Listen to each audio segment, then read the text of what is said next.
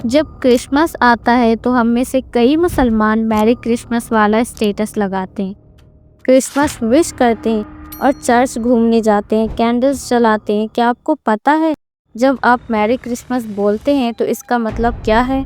इसका मतलब ये है कि आप शहादत दे रहे हैं कि अल्लाह का बेटा पैदा हुआ है। क्रिश्चियंस का मानना ये है कि 25 दिसंबर को अल्लाह ने ईसा अलैहिस्सलाम को पैदा किया। वो ईसा अलैहिस्सलाम को अल्लाह का बेटा मानते हैं और जब कोई ईसाई हमें मैरी क्रिसमस बोलता है तो हम भी रिटर्न में मैरी क्रिसमस बोलते विश करते हैं। यानी हम गवाही देते हैं कि आज अल्लाह का बेटा पैदा हुआ है। नाउज़ुबिल्लाह, ये हाल है हमारी उम्मत का।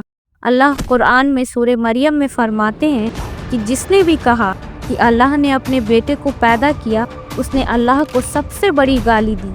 और अल्लाह कहते हैं कि अगर आसमान को ये बात का इल्म और एहसास होता कि अल्लाह के बारे में ये कहा जा रहा है तो वो फट जाता, ज़मीन फट जाती और पहाड़ टुकड़े टुकड़े हो जाते।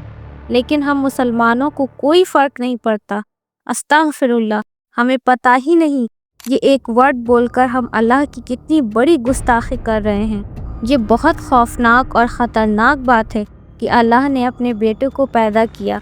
आसमान, ज़मीन, पहाड़ सब फट जाते ये सुनकर, पर हमें ज़रा सी शर्म और अल्लाह का डर नहीं है, जबकि हमें पता है कि अल्लाह अकेला है, उसको किसी की ज़रूरत नहीं।